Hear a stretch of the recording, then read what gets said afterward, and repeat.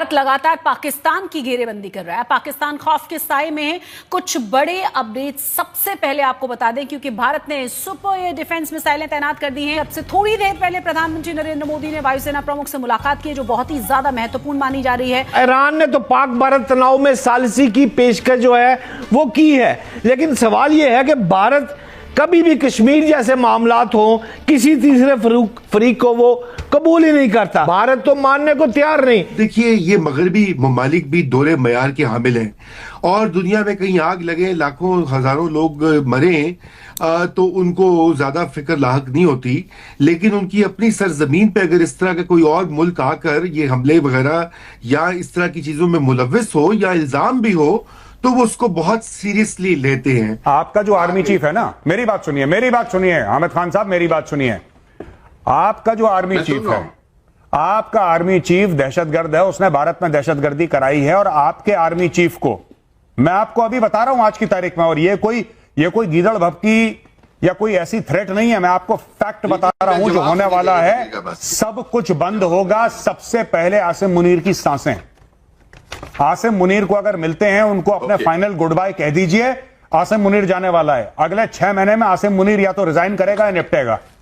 मैं आपको बता रहा हूं, भारत ऑल्दो स्ट्राइक की तैयारी कर रहा है, ये चीज याद रखिएगा। और आप देखें कि जो नेवल चीफ ने कल नरेंद्र मोदी से मुलाकात की है, ये पानियों के अंदर कुछ बहुत बड़ी जारियत की प्लानिंग जो है वो इस वक्त अंदर खाते चल रही है, और इसमें कोई दूसरी राय नहीं है। ये मैंने मकामी रिपोर्टर्स जो हैं उनसे कंफर्म किया खबर।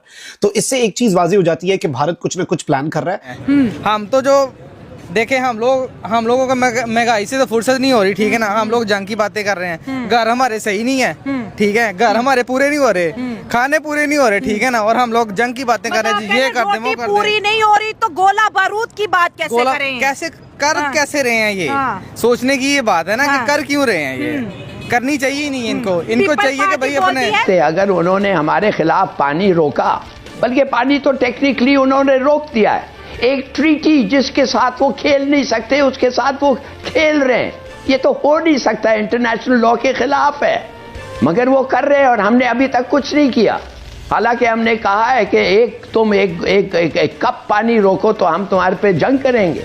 You know, we have to make up our minds.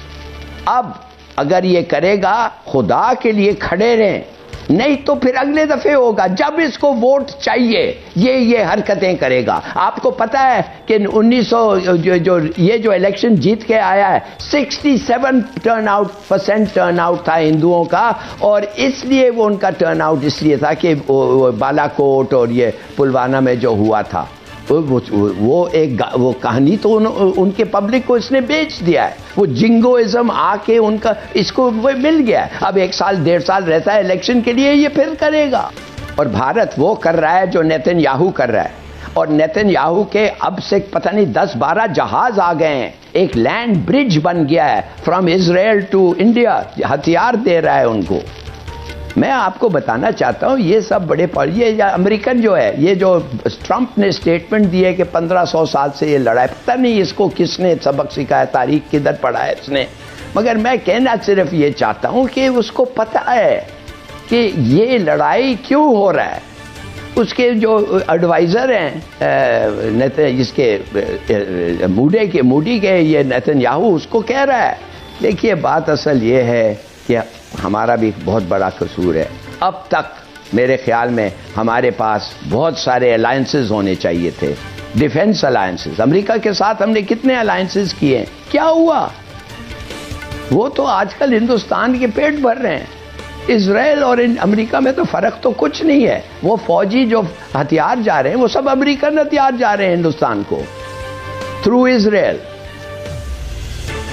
ये तो प्लीज अंडरस्टैंड, हम लोगों को, हमें जरूरत है चीन को इतनी नहीं जरूरत है हमें जितने हम चीन की हमारे को जरूरत है हर लिहाज से। और क्या किया है हमने, कितने ट्रीटीज उनके साथ बने, हमारे कितने डिफेंस पैक्ट्स बने। सेंटो हमने साइन किया, सीटो हमने साइन किया।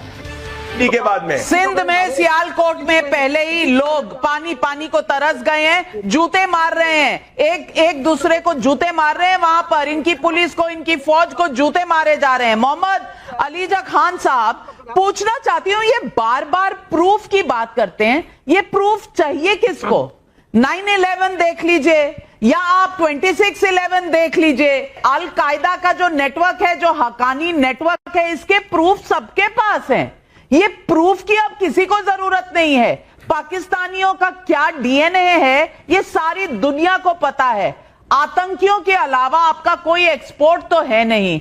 ये राग कौन सा गा रहे हैं? देखिए, मैं सबसे पहले आपके जो तमाम मेहमान यहाँ पर मौजूद हैं उनको उम्मीद करता हूँ खैरियत से होंगे, और उनको सलाम, और देखने वालों को भी। मैं चाहूंगा कुछ अनइंटरप्टेड टाइम मुझे मिले, क्योंकि बात हमारी सुनी नहीं जाती और हमेशा से म्यूट कर दिया जाता है, तो 1-2 मिनट अनइंटरप्टेड चाहूंगा।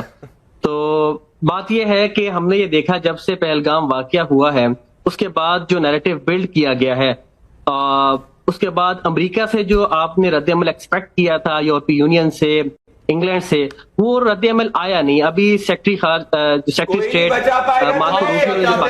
कोई नहीं बचा पाएगा तुम्हें, पूरी दुनिया में कोई नहीं बचा पाएगा तुम्हें। मैं वापस से कह रहा हूँ, तुम्हारे बिलावल भुट्टो इतनी बार बोल रहा है, बिलावल को भी मैं कह रहा हूँ सुन लो। तुम्हारी पूरी के पूरे खानदान को तुम्हारी फौज ने निपटाया, और आज जाके अपनी जनता को एक फेक जो है उस सिंड्रोम देने की कोशिश कर रहे हो, बूस्टर हार्मोन देने की कोशिश। कोई नहीं बचा पाएगा तुम्हें। आज जितना बोलना है बोल जो, कुछ ही समय बचा है। ऐसा ना हो कल सुबह की शाम तुम पाकिस्तान में ना देख पाओ, कोई दूसरे मुल्क में देख पाओ। ये याद रखना, कोई नहीं बचा पाएगा तुमको दुनिया का कोई मुल्क, की मोदी जी ने ठाना है। गौरव आर्या जी, कुछ इनको पैसे वहां ट्रांसफर करवा दीजिए। इनकी हालत ऐसी हो चुकी है, इनके जनरल से डॉलर जमा लिए, इनके पास कुछ नहीं है।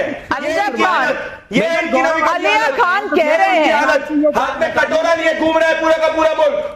ये है इनकी हालत, ललित ये कल की इनकी हालत है। ये अलीजा खान कह रहे हैं कि आपको यूके ने नहीं मदद की, आपको यूएसए ने नहीं मदद की। तो पहलगाम हमले के बाद जब से भारत ने पाकिस्तान को धमकी दी है कि हम बदला जरूर लेंगे, तब से दोस्तों पाकिस्तान की रातों की नींद उड़ी हुई है। आपने वीडियो के माध्यम से देखा होगा, पाकिस्तानी मीडिया में भी लोग किस तरह से थर-थर कांपे हैं कि भारत ने खुद, अब इंडियन न्यूज़ में आई है खबर कि भारत ने एयर डिफेंस सिस्टम अपना वो तैनात कर लिया है बॉर्डर पे।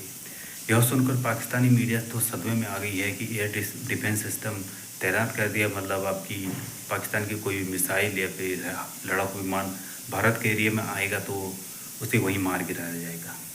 तो दोस्तों ईरान ने भी, जब पाकिस्तान में भगदड़ मची है, कई लोग देश छोड़ रहे हैं, तो ईरान ने भी पाकिस्तान से लगे सीमा को बंद कर दिया है। और क्योंकि कई लोग वहाँ भाग रहे थे, क्योंकि उन्हें पता है कि इंडिया अब हमला करेगा लेकिन तगड़ा करेगा, ये तो पाकिस्तान को पता है। वहीं वायुसेना के अध्यक्ष हैं, वो पीएम मोदी से मुलाकात की, तो पाकिस्तानी मीडिया ये सोच रही है कि अब तो कुछ ना कुछ तो होने वाला है। तो दोस्तों, पाकिस्तान की जो मीडिया है, पब्लिक है, पूरी डरी हुई है भारत के एक्शन से। तो दोस्तों, हमारी वीडियो आपको अच्छी लगे तो प्लीज़ वीडियो को दिल से लाइक करना और हमारे चैनल को सब्सक्राइब जरूर करना। तब तक के लिए धन्यवाद।